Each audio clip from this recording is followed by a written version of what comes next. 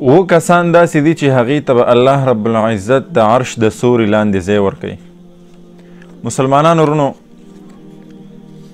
د قیامت دا ورځ چې ده دا ډېره سخته ورځ ده، او د قیامت په ورځ به یو سوری وي چې هغه به د عرش سوری وي، او په دغې کې به الله رب العزت 7 قسمه خلکو ته ځای ورکوي. مسلمانانو ورونو، د قیامت دا ورځ چې ده دا ډېره سخته ورځ ده، دومره سخته ورځ ده چې عایشه رضی الله عنها فرمایي، ځکه چې د قیامت په ورځ چې دا کم خلک دی مخلوق دی دا به بربنډ وي. نو عایشه رضی الله عنها د نبی کریم صلی الله علیه وسلم نه تپوس کوي چې یا رسول الله صلی الله علیه وسلم چې دا مخلوق بربنډ وي، جامه په بدن نه وي، د دې به څه حالي؟ نو رسول الله مبارک صلی الله علیه وسلم ورته فرمایي چې هر سړی به دومره په خپل غم او په دومره تکلیف کې وي چې بل مسلمان ته به بل انسان ته به خیال نه وي.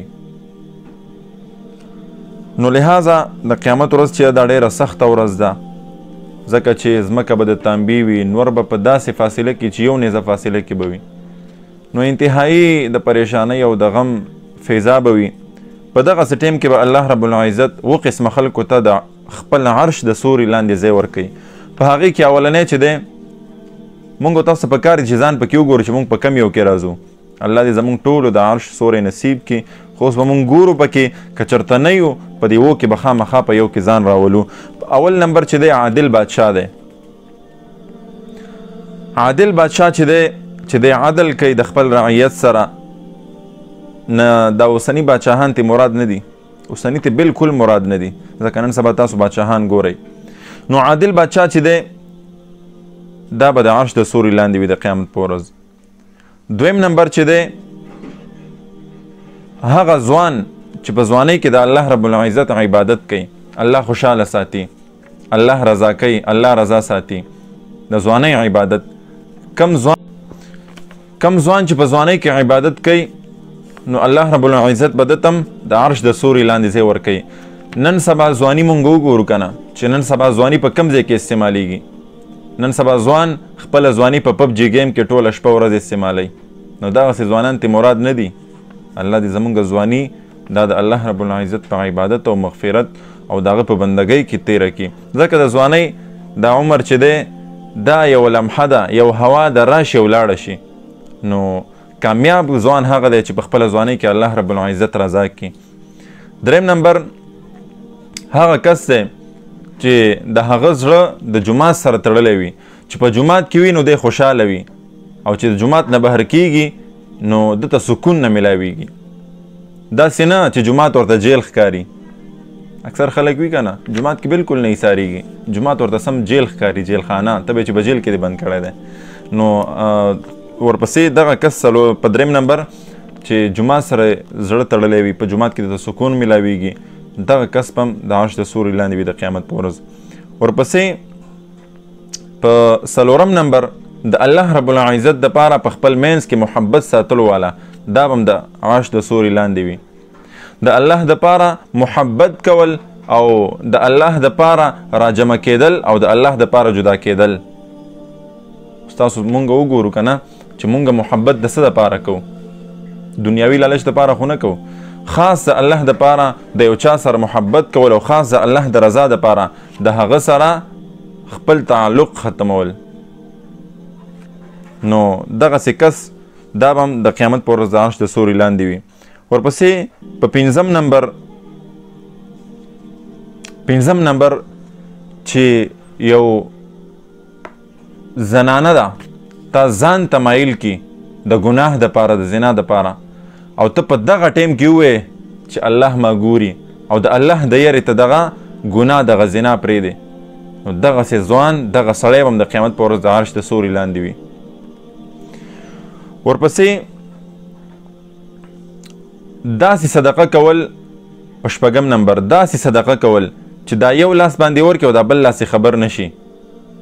ځکه زمونږ ټولو امام اعظم ابو حنیفه رحمه الله دا چې کله وفات شو، د ده د وفات نه پس 100 کورونه داسې راووتل چې دا به امام صاحب چلول. او د امام صاحب نو د امام صاحب په ژوند کې دا چاته پته نه و چې امام صاحب څومره صدقه ورکوي یا څومره کورونه دی چلی.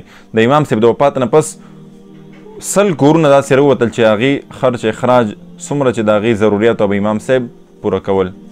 نو داسې صدقه ورکول چې یو لاس باندې ورکړي او بل لاس یې خبر نشي. داسې نه چې 100 روپۍ ورکړي او بیا مجلس کې کښېنې چې ما خو نن 100 روپۍ صدقه ورکړه هلته. یا دا نن سبا چې تاسو وګورئ د کیمرې او د مایک خاوندان دی چې چېرته چاله د مخ لاس صابون هم ورکوي نو اول به هغه تورسرې سره هغه ماشوم سره هغې غریب او فقیر سره به اول به تصویر وباسي ویډیو به کې په کیمره به یې راولي بیا به هغې نه پس هغه یو صابون به یې نیولی یا به ورته ورکړي. دا صدقت مراد نه ده په دې به د الله رانیسي. د مسلمان د یو انسان تذلیل کې ته کې نو داسې صدقو نه ځان ساتئ. هغه صدقه چې تی په یو لاس ورکړي او بل مسلمان او بل لاس سر نه خبر نشي. یو مسلمان ته یې صدقه ورکړه او بل در باندې خبر نشي. داسې صدقه په دې باندې به الله رب العزت تا ته دا مقام درکړي چې د قیامت په ورځ په دې سخته ورځ د دې غم نه ډکه او د پریشانۍ نه ډکه ورځ په دې ورځ به د الله د خپل عرش لاندې ځای کړي خپل عرش لاندې ستوری بدله درکړي. او 2 نمبر په تنهایی کې ذکر کول او په دغه ذکر کې د سترګو نه چې کمې اوښکې توی شي. کم سړی چې په تنهایی کې د الله رب العزت ذکر کوي او په دغه ذکر کې د الله د یاري نه د خپلو سترګو نه اوښکې توی کړي. دا یاد ساتئ دغه اوښکې دا 2 اوښکې چې د الله د یاري نه په تنهایی کې ستا د سترګو نه توی شي ته توی کړي د خپلو سترګو نه وباسې. دا اوښکې نه دي دا دومره قیمتي دي چې د دنیا او د مافیها نه دنیا او په دې دنیا کې چې څه دي دغه اوښکې د دې نه قیمتي دي او دا دومره زوروري اوښکې دي چې دا جهنم اور مړ کوي. ګورئ دا یاد ساتئ. نو مسلمانانو ورونو و خبرې مې درته مخې ته کړئ. اوس په دې کې مونږ او تاسو وګورو که نه په یو کې خو خامخا ځان شامل کو د الله د عرش سوري ته به ځان رسوو انشاءالله د قیامت په ورځ او الله دې مونږ پکې شامل کړي. و خبرې دي عادل بادشاه د ځوانۍ عبادت او د جمعات سره زړه تړل د جمعات سره محبت کول په جمعات کې ځان ته سکون راوستل او د الله دپاره محبت کول د الله دپاره نفرت کول ورسره د ګناه نه د زنا نه ځان ساتل د الله د یرې او ورسره صدقه په بهترینه طریقه کول او په تنهایی کې د الله ذکر کول او په دغه ذکر کې د الله د یرې نه جړا کول. نو مسلمانانو ورونو الله د عمل کولو توفیق راکړي. انشاءالله زمونږ ویډیوګانې ډېر وخت بندې شوې وي د څه مشکلاتو د وجې نه څه مصروفیاتو د وجې نه. انشاءالله رمضان را روان دی په رمضان کې به انشاءالله مونږ خصوصي ټرانسمیشن کوو. څومره چې زمونږ فالورز دي زمونږ مینوال دي زمونږ کتونکي دي نو هغوی ته زما خواست دی چې تاسو ډېر یو طرف ته شوي تاسو لږ را مخکې شئ دغه زمونږ ویډیوګانې مخکې شیر کوئ زمونږ پیج سپورټ کوئ. انشاءالله په رمضان کې مونږ خصوصي د رمضان ټرانسمیشن په نوم باندې پروګرام شروع کوو چې په دې کې به ټول د رمضان متعلق خبرې وي حدیث به بیانېږي درس به وي ورسره به بیانات وي ورسره به نعتونه وي تلاوتونه به وي بهترین یو ماحول به انشاءالله په دې رمضان کې مونږ تاسو ته جوړو.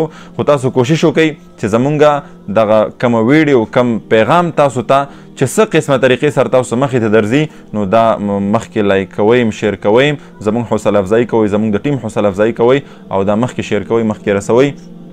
نو انشاءالله د هرې موقع په مناسبت به انشاءالله موږ تاسو ته د اسلامي چې کوم نظر دی به تاسو وړاندې کوو اسلامي ویډیوګانې تلاوتونه نعتونه وغیره انشاءالله دا موږ تاسو وړاندې کوو. نو تاسو زموږ خواست دا دی چې تاسو زمونږ سپورټ کوئ زمونږ حوصله افزایي کوئ. انشاءالله موږ به کوشش کوو په دې رمضان کې چې روزانه انشاءالله تاسو ته یو ویډیو د رمضان متعلق د هغې د مسایلو متعلق د فضایلو متعلق تاسو ویډیو جوړو او تاسو سره شیر کوئ انشاءالله. نو تاسو کوشش کوئ چې دغه ویډیو بیا مخکې رسوئ. دا پیغام مې تاسو خصوصي درکو او انشاءالله په دې باندې عمل وکړئ الله د عمل کولو توفیق راکړي. ښاد آباد او بریالي اوسېږئ چې چېرته مې الله خوشحاله او بساته. السلام علیکم ورحمة الله وبرکاته.